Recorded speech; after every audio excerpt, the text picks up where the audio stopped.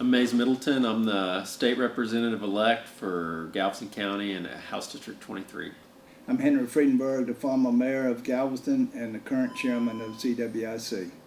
I'm Lee Otie Zapp, Jr., former chairman of the Coastal Windstorm Insurance Coalition, or CWIC. I think we're blessed and honored today to have Otie in our presence because he has been the leading guide, I think, on windstorm insurance for Galveston and Galveston County. Our just deceased former state senator A.R. Babe Swartz relied heavily on Otie's background and his knowledge as all the state representatives in the past and currently State Senator Larry Taylor has led the charge in helping us bring a lot of legislation to fruition, and now we're leaning on Mayes Middleton to take up the banner and to move forward. Galveston Windstorm Action Committee was formed in 1986, and Otie can explain a little bit further about that. And we're currently chartered under CWIC, and CWIC stands for Coastal Windstorm Insurance Coalition. And this was a coalition that was set up in 2005 to take the place of Galveston Windstorm Insurance Committee. So what we did there is we expanded it down the coast. We joined forces with Corpus Christi and Beaumont and so forth, and joined forces to make it more cohesive of what we were doing and how we were going about doing things. So anyway, with that, I'll ask Mayes to say a few words. Well, I mean, this issue is so important because you can't have a mortgage without windstorm insurance. And the problem with that is that the rates go up every year in an unsustainable way. So, you know, a lot of the changes we need to make policy-wise need to be understood what the history is behind that. And that's why Otie and Henry are so important, because how do we move forward without knowing how we got to where we are today? We really can't. And we need Otie and Henry to help us with that. And I'm starting to learn this. It's amazing all the work that's been put into it so far. I've been to the Sunset hearing, and I've met Ron Brannon. And y'all really have done a lot of great work in the past. We're lucky to have y'all, and our community's lucky to have you advocating for them, because this really is, at the end of the day, it's a private property rights issue where we need to be able to do business and own homes here on the Gulf Coast, and we can't if windstorm insurance is out of control. Amen, amen. Otie, take over. Take over? Well, let me do this. Let me try to say a little history. Yeah. That I think is still important. Still out there as things to be involved with. And there's a copy of this is in that little package. The 1971 start of TWIA, it had no money, none. It didn't need any, because it was formed in such a way that every property insurer in the state of Texas, admitted companies they call those people, were necessarily were obliged to be the members of TWIA. It was called a different name in those days, but its successor name is Texas Windstorm Insurance Association, or TWIA, most commonly known. So without regard to the name, they were well financed because all of the capital of all of those companies stood behind every policy. The TWIA board of directors, which were all insurers at that time, could assess their members for anything they needed. It could be overhead expenses, but it certainly was, and it's the only time they've ever done it, was for hurricane losses that exceeded any ready reserves or even reinsurance now. Had no reinsurance for most of its life, about 30 years without it, I think. It had gone through various other stages. Again, that's all in there. Maybe more than you'd be interested in, but to me it shapes the background where you see the insurers taking more and more control, getting more and more of their own advantages, and who's up against them? Us amateurs, you know, unpaid volunteers trying to learn about it and then advise people that will listen to us of what looks like this proposal looks like, for us or against us, and how much. And that has evolved, and starting in 2009 was the single worst year we've ever had, I think. HB 4409, if I remember, is what passed. and it reversed a number of provisions in the law that were passed with our advices by our folks here on the coast. And they, for instance, adopted the exact procedures to be used to develop the rates. That's what they call it, develop. And that procedure was repealed in 4409. And instead, they put in a provision that recommended that models be used. Well, models, which we've just seen and experienced here this year, are they're private. They're privately owned by the modeling companies, and they care about what they do, put in the model and what it develops as proprietary. And therefore, you can't even get, when you ask them for that information, what's in there and how do you do it. So how is anyone else going to argue against that? It becomes a wall that you can't get across. And those are the kind of things that were gradually put into the law, and that one was sort of coincidental because it didn't say anywhere in the law that you couldn't get the information. It just said you use models. Well, giving them credit, the actuaries who work for TWIA, get a paycheck from them, would come up with information, and he was given a powerful tool that he could have used or abused. And what he did is he used 50% of the catastrophe exposure count in the development of that rate of models, but 50% in experience. Experience meaning all the premiums and losses and expenses and taxes and everything else that any insurer has to pay for X number of years. And when we first got into this business, it was a 25-year fixed period. Since that time, it's been changed to an indefinite amount of time, the maximum of which would be the year that you don't have any experience information. But TDI, Texas Department of Insurance, would have that going way back. So they currently use it's almost a 50-year period, I think, of all those informations. But they've also amended that, not officially, but they've amended what they do with it to change the amount of years that are used for the frequency of hurricanes. And they go over 100 years for that, as long as they're hurricane records. So they've done everything they can to fine-tune it in their favor.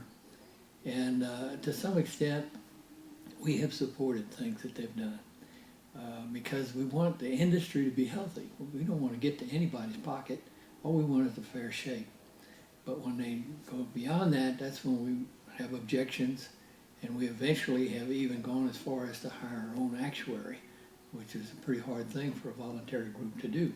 But we've had supporters, and that has made that possible. So I'm kind of rambling a little bit, but the history there, the most general comment that I think would be important is that it has been stacked against us in terms of who's the strongest power and most financially able power, and yet we've had good consideration for many years, and then there's had a few political opponents that have been our particular nemesis and have eventually swayed things against us, and it's hard to get it back once you've lost it. So that's a very general statement about primarily rates, I guess. So it's slowly happened over time. Gradually, it just kind of chipped session away. for session. And Henry and I were talking earlier where, during session, we all have real jobs we got to go work. We can't go up there at a drop of a hat, but the people that are benefiting off these little changes that help the industry are always there and always paid to be Being there. paid nicely. And they're constantly advocating. So we're up against, it's us versus them. They have a strategic advantage that we don't have. It's like with all kind of other things where you don't hear from the homeowners and property owners very often in committee on TWIA. It's really important, that we fight back because we're at a disadvantage for sure. Yeah, it's David and Goliath. I mean, it's way more than you've expressed, although it's included in what you've said. that they have all the money in the world, they have the experts on all of this. Who do they work for? Only insurance companies. We tried to hire experts and couldn't find one that would work for us. They rejected us. They just said, if I took a job from you, I couldn't get a job to make a living. Okay, yeah. So that's how strong it is. It's a philosophy that's probably true in other areas too, but in that particular area we've really run into it. But the key thing that I would like to recommend particularly in this get together and kind of awareness, raising awareness, is the capital structure of TWIA, which, as I mentioned a minute ago, was zero the day one when they started. But of course, as they were in business for a while, they were making profit because we didn't have storms for several years, maybe 8 years or more. And during that time, each year, the members, which is all of the insurance companies in the state that write property insurance, would get a dividend. They'd get a share of those profits. And that accumulated for all those years when there were no storms. At one point, it began to increase, the size of TWIA did, to a point where people were getting pretty scared. Well, what if we get one now? You know, we got all this extra exposure that we didn't have in 1971. And let me sandwich in a little comment that since day one, TWIA has had building codes, very strong building codes coastwise and lesser as it comes inland. They've been worked on and reworked, A&M and other studies, all kind of things over the years. And they've all, every time anybody does something like that, they say this will reduce losses, save lives, and reduce losses, build stronger. And we've supported that from the beginning. And then they added another layer of that by requiring certain kind of inspections of the work. WPI8s. That's it. I'm glad you know about that, because that's something that even the public knows. They just heard it enough, because you have so many times when you need it for a repair or new roof or whatever it is that you do, and it's not that easy to get. And we've gone through periods where engineers were allowed to give these, and then they were disallowed from doing it because they were checked out, and they said, well, no, this one house that they did, they certified it was okay, but all these ties that were supposed to be installed, we found them in a box in the attic in the house.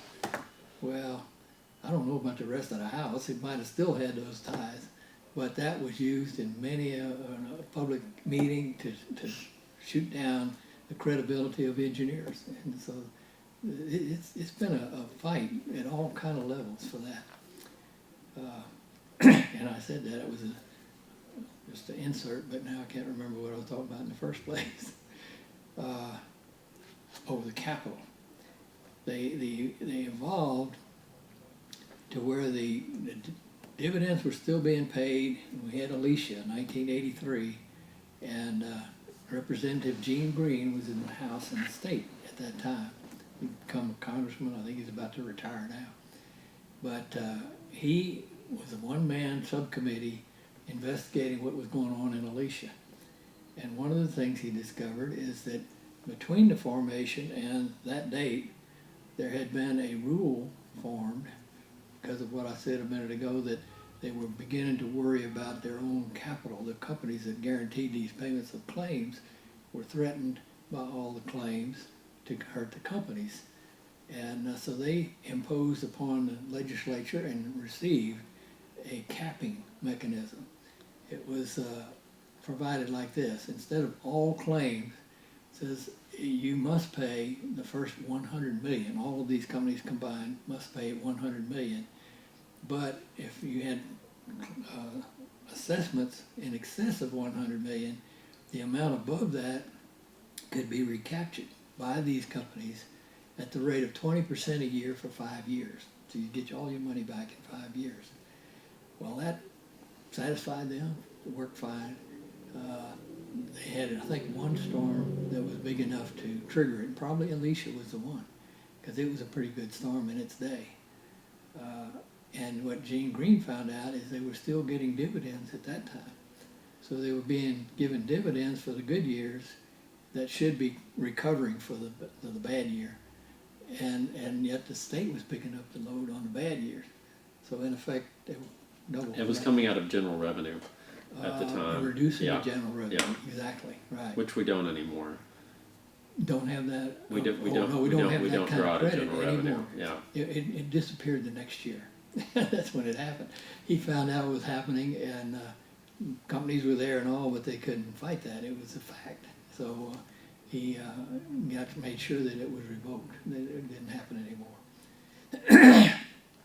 There were other couple of things that they've done as an interim part of the progress over the years that are no longer done as well, and we've ended up to resolve most of those problems.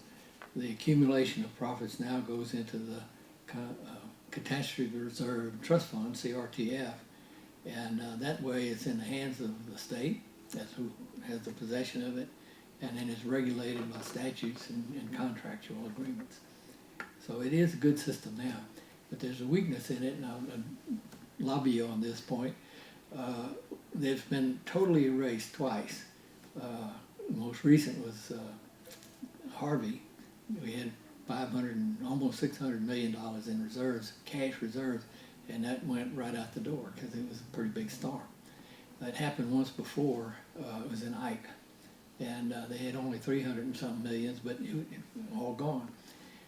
It's been discussed and never really made a serious effort about it, but I think it should be considered very seriously, never to take all of it, maybe take half of it, or maybe even more than half, but I'd say half is the number that seems appropriate. It's possible, but unlikely you'd have two terrible storms in one year. But what else that money in reserve does is that it raises what's called the attaching point for reinsurance, where the first dollar of reinsurance would be paid out. Well, that's where they set their rates for the cost of that reinsurance. So the higher you go with your attaching point, the cheaper the reinsurance should be, and I think there should be enough competition in the process to make sure that happens. But it's questionable maybe just how much it is. But it's in there somewhere, and there would always be some reduction in that cost. And again, in here I've got an interesting little drawing that shows you the layers. Sure. Have you seen this before? I hope, but if not, then I'm happy to give it to you. That right-hand column was 2018. The other one is 2017. But the way you look at this, you start at the bottom and work up. And at the bottom, it's not on here, but it's there, even though it's not drawn in the drawing. And that's this year's premiums. How many dollars did they collect? And that's a lot of money in 1 year. And it does provide enough money to pay all expenses and all claims, unless you've had a bad storm. So it allows the accumulation of the profits. And so that goes into the CRTF. You got this year's premium, CRTF, then you start this bottom level. And that's where you start spending money to pay claims. I mean, this is new money. None of this money is in the bank. All of it is how you go get it. And a lot of it, I'd say the part in the dark blue, is a matter of whether or not you can sell bonds payable by future premiums, future increased premiums, obviously, because it's a whole lot of money here. Right. And all the expenses of providing that, legal expenses, your accounting, your collections, just a zillion things that come in, some here, some there. It's a great deal of overhead on top of getting the money and paying the interest on that money, both of those. And it can happen 2 years in a row. This is, I think it was written as a means to make sure everybody feels comfortable that they will get paid.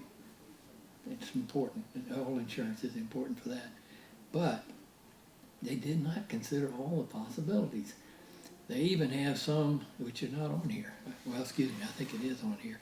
But one part of it is not. And that is the one that it talks about pre-event or post-event. Yeah, right at the very bottom. And what I believe is the case, and again, I've been kind of out of this for several years now, that I believe they've already used that to get a 500 million pre-event kitty. I have that. So I was wrong when I said that a minute ago that none of it was, but I think that was. But the way I understand the situation, that can still be redone at the time of a storm. Do it again. You got some here, but we need more, so we get some more here, and it all starts right here. The priority of sequence here is not going to change. You just start here, and then you get as much as you need as you go up, if you can. And if you don't get it, I think it would have the effect of sliding up to the next layer and seeing if you can get that. And of course, this good chart that it shows the totals that it accumulates, and it shows here what the current Harvey situation is, and it gives you a good scale by comparison that it's $1.6 billion.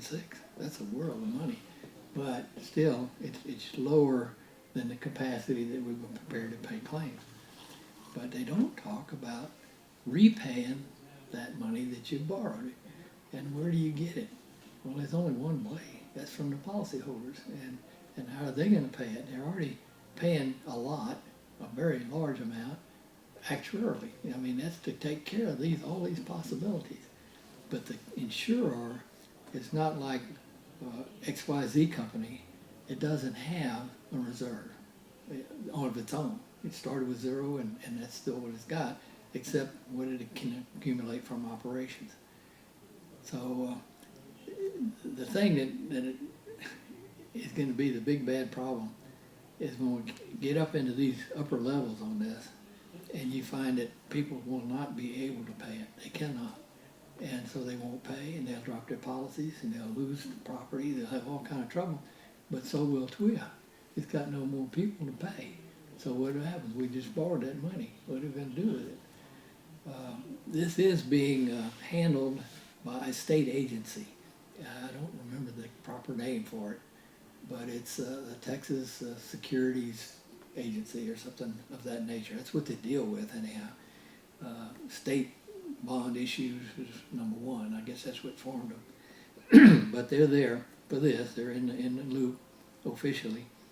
And they'll make sure it's done as well as it can be done and as correctly as it can be done. But it doesn't answer the practical question of somebody's pocket having to come up every year for X number of years. And they've changed the number of years that it could be repaid over, and I don't know what it is now. It was a pretty short time at one time, and it dawned on somebody it's a very big extra, so they extended it out a little longer. But it's always going to be a whole lot extra, no matter what. And you can see on here, 25% of people's premiums is going to reinsurance. That's a lot. There you go. That's one. That's a lot. Well, it's Yeah. that's also negotiable at all times. So 1 year to the next, what happens in the rest of the world affects that. It's just you can't really nail it down tight. But on the other hand, it's always going to be a big number, and it's over extra dollars. Every part of it is extra dollars besides the premium, the actuarial premium that is appropriate. So it's even if it's $1, that's too much, I think. But it's going to be a lot more than any $1. It's going to be big bucks. And See, at one point in time, I think the TWIA, the reinsurance was really subsidized by the companies. And Jose Montemero, our commissioner from several commissioners back, he came up with a plan that the state of Texas would set up their own reinsurance plan and backed by the companies. And of course, a lot of these companies, the reinsurance is where they make their money because they can charge off whatever they want to, because most companies are self-insured now as far as reinsurance. They have these reinsurance companies in Bahamas and all these other areas. So when Jose broached that deal, all the lobbyists and everything came out of the woodwork, because what Steve Alexander just discovered, they instead of buying the reinsurance that they needed, they really bought twice what they needed this past, and that's why they were busted, because they're spending all their money on reinsurance. I think the real seriousness of this is that TWIA needs to be set up and operated as an insurance company. There you go. They do not adhere to any of the normal laws of an insurance company. For instance, one of the big bugaboos that we had after CWIC is that they were paying claims out of current premiums coming in. That is forbidden in all insurance laws. It's like a Ponzi scheme. They do it for Any many status, years, yeah. not just 1 year. Yeah. It And is. that's It where is. they started going broke again, was Ike. The lawsuits they got involved in, what we were just talking about earlier, were the people not only got paid their losses, Senator Taylor had several instances where people got paid 3 or 4 times the amount of their total value of their home because of all the deals they were doing. And then we had a judge who ruled in favor of the attorneys. You pay these people with their claim, and then your fees, the insurance companies have to pay, TWIA has to pay that. So it was a double bubble that we're paying. So, you know, I'm starting to see the pattern that because they have money in the bank, they think they're okay, and just buy all the reinsurance, and that way we don't have to worry about a claim. And they're not thinking about cash in advance.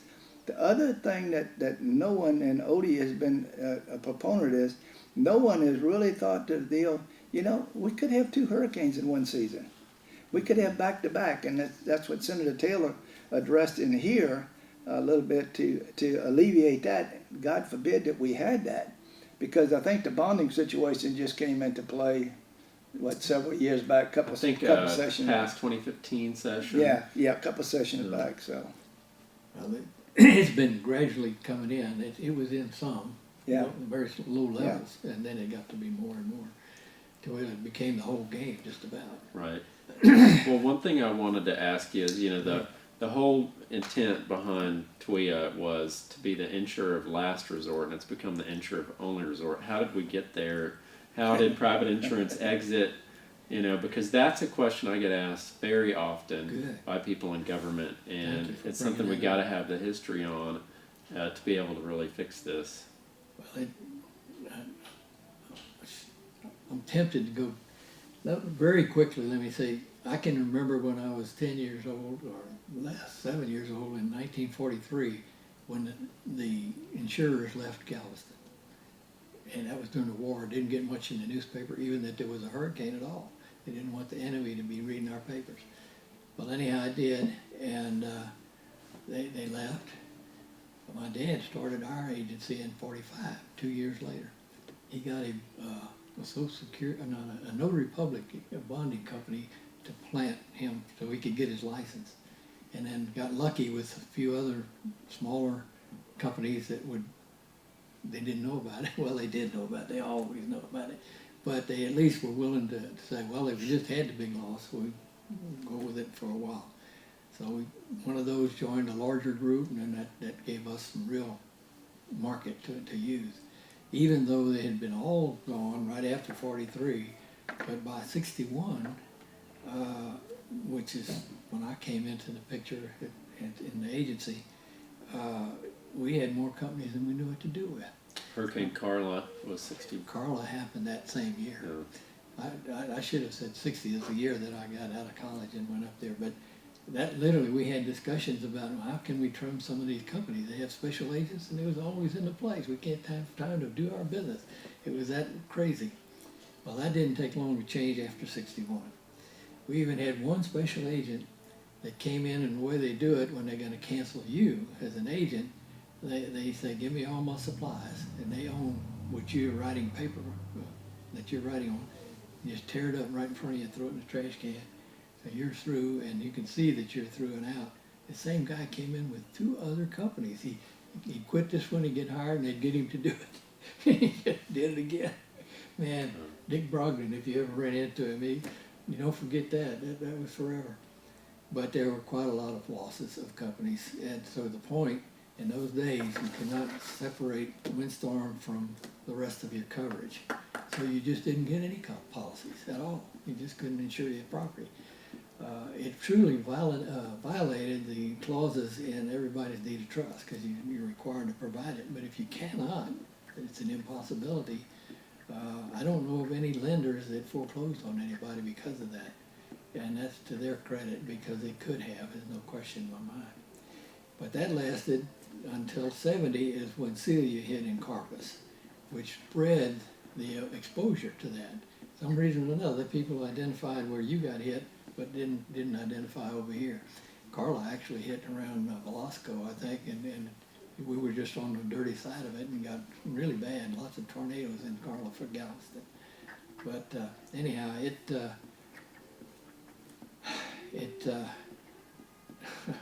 lost my train of thought again, but it got out of hand, and Celia coming, legislatively probably is where it made the difference. It's like, well, this is affecting Texas, not just this part or that part, the whole state. And sure enough, I do believe that the people who planned the statute and planned the policies and everything that came out of it were both policyholder people and insurer people of goodwill. I think they did a good, honest attempt to do what needed to be done. There was quite a few negative things in there. Rating, we talked about a minute ago, where they did not have, in those days, all the rates were set by Texas Department of Insurance, or its predecessor, State Board of Insurance. And that's what you were promulgated, so you were required to use those unless you applied for a deviation or some other special permission, and that was done, but not everybody at all, just a small fraction, choice business or something. But that rating was actuarially done. It was all experience. I mentioned that word earlier. To me, it's one of the magic words of what we all talk about. That and capital, those two are the two main ones that I can think of. But they they did all of that, and they issued it, and everybody wrote policies. So every company was charging the same thing, basically. But your competition worked out on the ability of your agent and the services you provided, how well you paid your claims, things that were also there, besides just the dollars to Customer service. Right. Big deal there. And so that's the way TWIA started out, having everybody on the same plane, and still are in that sense. But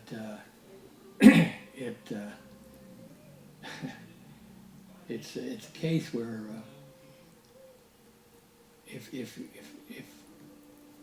if we go back to the '71, this is a dream, but if we go back to the '71 concept, where all these insurers own this company, and their capital backs it up, let them have the dividends. Let them have the whole board of directors, which they had at that time. But they'll be standing there fighting for it. What is the old expression? Have any money in the game? I think That's skin in the game at that point. Skin in the game, okay. Yeah. Well, that counts to me. If their money is up, then I think they ought to have control to the extent that competition will affect. That's when you can have an effect from competition. But if they're using these various formulas, which we wanted at the time, because when that happened, we were changing out, getting away from the state Texas Department of Insurance doing this. They did not do it anymore. So then when they stopped, then what do we got? Well, we used to have percentages of the voluntary market. It's called extended coverage. Windstorm, hurricane, and hail is part of a larger group of extra coverages, perils that are insured for many, many years. They have been as a package called extended coverage. You had fire and lightning and then extended coverage. And so all of those were by the department, were arbitrarily said, well, so much percent of extended coverage is for windstorm. And I think they chose 90% at that time. Homeowners is different. It's got more coverages with theft and things that very different. So they used, I think, a 40% of homeowners. Well, that became the normal 100% rate for a windstorm, hurricane, and hail policy. It was very arbitrary. I don't think anybody ever proved it was right or wrong. They just accepted it. You had to go somewhere and do something, and it was instant. So how are you going to do it? So that happened, and then they modified that with a two territory distinction along the whole coast of what they call the beach rate and the inland rate, and that was determined by the Gulf Intercoastal Waterway, Intercoastal Canal. And if you were seaward, you got 300%. If you were behind it, you got 100%. And about, I don't remember what year it was, but we lived with that for a good while, and we've already mentioned the Galveston It was exception. totally arbitrary. It was, and, this is what I can tell you about that. And I don't remember the year either exactly, but it was toward the end of that. Hearings were held by the House in the off-session, non-session year, up and down the coast and in Austin. And the question was asked of TWIA people, where is your actuarial support for these rates? And they never answered directly, and they never answered at all, actually. And that there was one guy who was supposed to be, everybody knew him as a real nice, happy-go-lucky, easy-going guy from the coast, member of the House, who wanted to fight those people. He was serious about it too. He said, I'm going to take outside, I'm going to beat y'all up. Yeah, it's my people you're hurting here. But that really happened at a meeting. I think it was in Corpus. But anyhow, it did, in the next session after that, bring about a change where they developed the formula that we use today, I think, so that you do have actuaries using actual figures, which at first was only experience, just like nobody knew anything else. They didn't even invent models somewhere during that point of time. Henry got one of the lady that had the AIR modeling company came to Galveston at one of the meetings, and Henry challenged her correctly about what was in her model, and she was the first modeler, so it may have been the only one at that time, I don't know. But he says, did y'all take into account the fact of the effect of our seawall on the windstorm losses? And not flood, but windstorm losses. And he said, what's seawall? What are you talking about? Wow. She was sitting about 100 yards from him or less. But she was a nice lady. She has been quoted now, I'll just tell you just as off the record, as saying that no model should ever be used for rate setting. And she was the creator of the whole thing. And James, who was it? Craig Island introduced a bill to stop modeling. And you talk about you want to get attention. Mm-hmm. There's a lot of attention because, like Otie said, modeling is really something. I understand why the companies want it and all that, but you saw what it led to at TDI this time for companies, reinsurance company to say that was proprietary and TDI couldn't release it and so forth. And I think one of the questions you asked earlier, how did we get here? And I think over a period of time, there's been several things that have happened. The companies were glad, as Otie said early on, I don't know how many years it was, 9 or 10, but at the end of every year, they would literally, TWIA would close down, and they would disperse all the money that they had to the companies, and then they would start again the next year. A lot of people have said, and you can run the numbers in any way you want, but a lot of people have said, had that money been left alone originally, that it could have made a greater impact throughout the history of TWIA. And we used to do studies on it because you can still today, they furnish a list of the money, money taken in, the money paid out year by year. And as a company, TWIA really hasn't really lost money if you factor in everything. But as anything else, they don't want to factor in anything. But they got that dividend, whatever you want to call it, return of premium or whatever, but they got that money back. And I think what happened over the years is that there's a formula for assessments. If a storm is so big as Otie showed in here, that there's no money left and then everything else is expended and then the companies get an assessment. Well, if we had enough vote and enough power in the legislature, I think what we ought to do is go back to what they did in years past. I think that same percentage ought to be used, where that percent, whatever they assess, they have that much reinsurance that they're responsible for. If you took the cost of reinsurance out of TWIA, you'd have enough money forever. Reinsurance has been the boogaboo. Otie's expounded on it many times that the expense for reinsurance should not be charged in the rate making the way they do it, but they do it. Yeah. So what I'm saying is that if we had a governor and had an insurance commissioner that would call these companies on the carpet and say, hey guys, you created this. We want you to come up with a formula to solve this. Either you start writing a greater percentage of policies with voluntary wind in it, and or you agree to take part of the reinsurance responsibility back where they used to. Because right now they're home free. You know, and I think really I think Senator Taylor has finally come to the conclusion that if they don't want to do that, okay, if in fact they want to keep offloading, then let's make the FAIR Plan a full homeowners policy, okay? Let's make the FAIR Plan a homeowners policy that would write the fire, would write the liability, and write the windstorm, okay? Then you might see, oh, wait a minute, we're losing the cream of the crop, because right now they're writing fire and all that. In my agency, I mean, the companies that's writing fire and liability, they hardly have any losses. That's where the money is, and that's why they're very comfortable. They're writing fire all up and down the coast. They're not writing windstorm.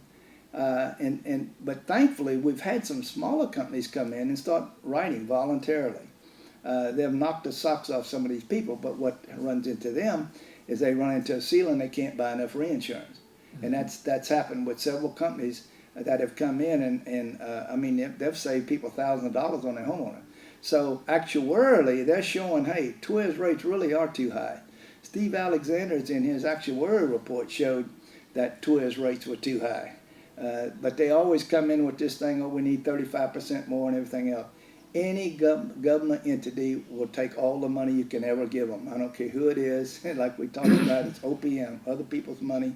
They don't care. But somehow or another, if we could come to that agreement with the companies that they start back with their responsibility, their portion for reinsurance, and start acting like a Or company. they proportionally take it according to their assessment. That's right. Basically, I mean, but they're always moving, like with modeling or the actuarial committee or whatever it is. They're moving the goalpost on us every time. That's very true. You know, That's a good way to to justify rate increases. Right. And let me just give you one example. I was on the board of TWIA for 4 years, I think. And that's when they first bought reinsurance. That reinsurance protected the insurers. It didn't have anything to do with policyholders. Mm-hmm. Because the insurers were already obliged to pay it all. So now they've had to pay a lot less, and they were using our money to buy that with. Let me tell you the rate, 12.5%. So just figure whatever that is times 100 million or however much they were reinsuring. And then this is the kicker. There was also a what do they call it, restoration fee. So if you reinsured for 100 million and collected it, now you were obliged to buy another 100 million for the rest of that year to restore that amount of coverage, and it costs 12.5% too.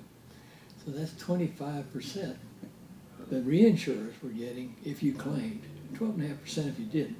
12.5% is a heck of a hickey, I'll tell you. But 25 is 1 every 4 years total loss to recover that. That doesn't happen, and they know that. I even was going to call Tillman and ask him to invest in some reinsurance companies and make him a fortune. Can't tell him how to make money, but anyhow, it's a part of things that goes under the cover. Nobody knows all that. They don't even know whose check is writing to buy that and who's getting a check from it. Admittedly, without it, we'd have been in terrible trouble in a couple of those big storms, Ike and this most recent one as well. But even though it's a necessary evil, to me, it should be paid. Let's put it this way. If that chart showing that the insurers are paying so much for assessments, and the policyholders are too, which I regret ever that there's any